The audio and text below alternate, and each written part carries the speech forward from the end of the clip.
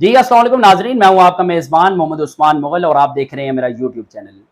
आज हम बात करेंगे वज़ीर आज़म हाउस के अंदर से लीक होने वाली ऑडियो के हवाले से, क्योंकि ऑडियो लीक का जो मामला था उस पर पाकिस्तान तहरीक इंसाफ और मौजूदा हुकूमत के जो अहदेदारान थे वो बिल्कुल आमने सामने थे। क्योंकि इससे पहले भी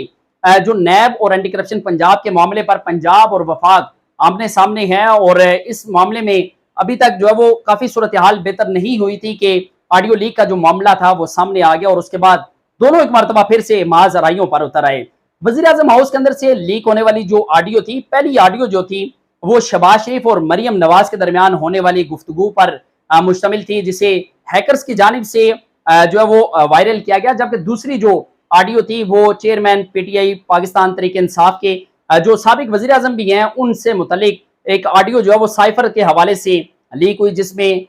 उनके अपने जो करीबी साथी हैं जिनमें शाह महमूद कुरैशी शामिल है और आजम खान शामिल हैं, इन दोनों की जो गुफ्तगू थी वो इमरान खान से ये गुफ्तगू जारी थी। और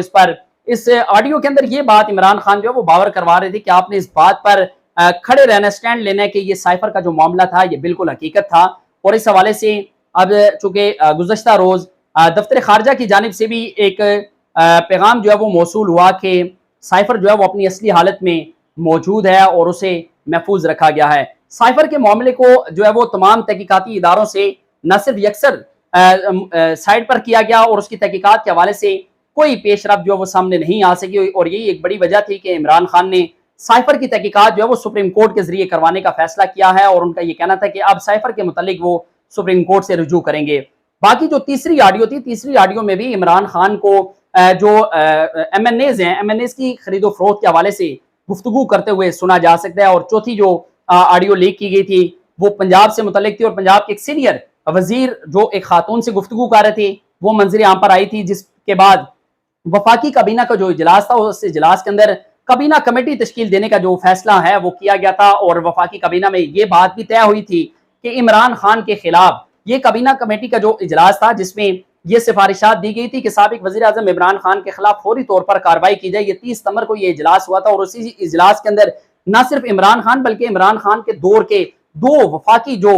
वज़रा हैं उनके खिलाफ कार्रवाई का फैसला भी किया गया था। और उसके बाद जो काबीना कमेटी तश्कील दी गई थी उस कमेटी के अंदर लॉ इन्फोर्समेंट एजेंसीज के तमाम अफसरान और वजारत दाखिला के जो काबिल ऑफिसर हैं उनको शामिल किया गया था। और ये कहा गया था कि साइफर से मुतल्लिक जो तहकीकात हैं वो सिर्फ फेडरल इन्वेस्टिगेशन एजेंसी जो है वो करेगी। अब चूंकि जो इजलास हुआ था उसका पहला इजलास 7 अक्टूबर को हुआ था और उसकी सदारत जो है वो वफाकी वजीर दाखिला राना सनाउल्लाह की जानिब से की गई थी। और इजलास के अंदर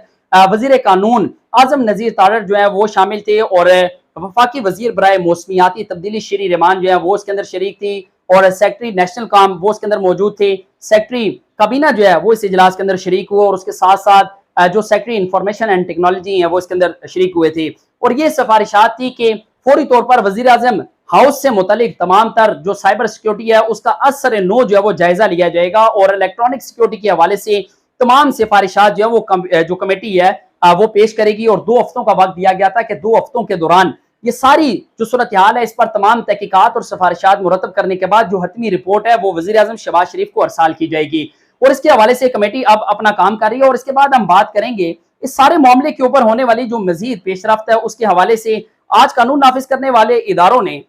साइबर सिक्योरिटी और जो ऑडियो लीक से इसके मामले से जुड़े हुए 2 अफराद जो है उन्हें गिरफ्तार किया है और एक का ताल्लुक जो है वो रावलपिंडी से जबकि दूसरे का ताल्लुक जो है वो वस्ती पंजाब से था। इन दोनों को कौमी सलामती के इदारों के हवाले किया गया है और इब्तदाई तहकीकात के मुताबिक इन दोनों से जो तहकीकात की जाएंगी उनको 2 मरलों में किया जाएगा। पहली तहकीकात जो है वो उनके हैंडलर से मुतल्लिक की जाएगी, जबकि दूसरी जो तहकीकात हैं वो इस हवाले से की जाएगी कि वजीर आजम हाउस की सिक्योरिटी पर मामूर जो सिक्योरिटी स्टाफ है तो वो सिक्योरिटी स्टाफ इनसे कब तक जो है वो राब्ते में था क्योंकि रवाबित का भी इंकशाफ हुआ है। और उसके बाद दूसरे मरले में सिक्योरिटी पर मामूर जो एहलकार है उनकी गिरफ्तारी का भी इम्कान जाहिर किया जा रहा है। इस सारी सूरत हाल से मजीद आपको अपडेट रखेंगे। तब तक के लिए अपने मेजबान मोहम्मद उस्मान मुगल को दीजिएगा इजाजत। अल्लाह नेगेबान।